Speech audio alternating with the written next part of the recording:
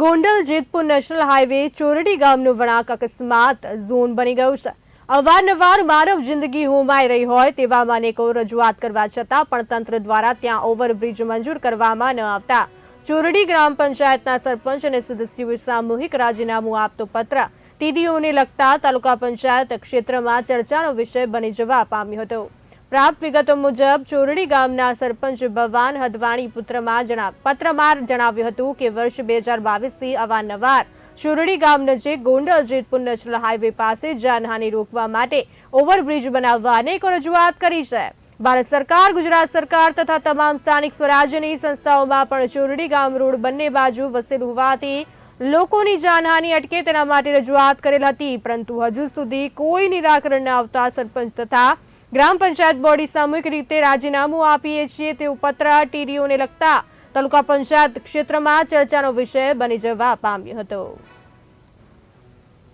રાજકોટ જિલ્લા ગોંડલ તાલુકાના ચોરડી ગામના હું સરપંચ તરીકે આજે 18/1/22થી કાર્યરત હોય મારે હજી ટર્મમાં 3 વર્ષ પૂરા થયેલા છે, 2 વર્ષ બાકી હોય મારે મારા ગામના એક ઓવરબ્રિજ માટે ભારત સરકારની એજન્સીઓને ઘણી વખત રજૂઆત કરેલી, કોઈ જાતનો નિવારણ આવેલ નથી।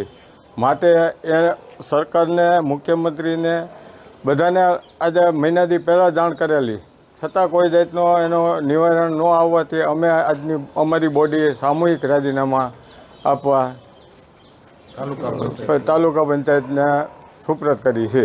પછી અમે આજથી 1 મહિનો પહેલાં રજૂઆત કરેલી, નેશનલ હાઈવેનું કામ હાલે છે કે ઓવરબ્રિજ અમને આપવો, અને ઓવરબ્રિજ આપવાનો બ્લેક પોઈન્ટ હોવાથી ત્યાં અમે ઘણીવાર માંગ કરેલી। આજથી 3 વર્ષથી અમારી બોડી કાર્યરત છે।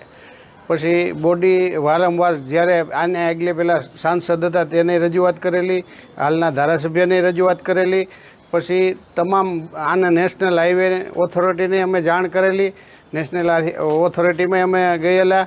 પછી ત્યાં નેશનલ ઓથોરિટીમાં ગયા તો એને એમ કીધેલું કે ત્યાં બ્લેક પોઈન્ટ છે, એવી નેશનલ હાઈવેને ખબર છે, ત્યાં વારંવાર એક્સિડન્ટ થાય છે। ગામની બંને બાજુ 2500 માણસની વસ્તી છે, બંને બાજુ સ્કૂલ, શાળા અને આંગણવાડી આવેલી છે।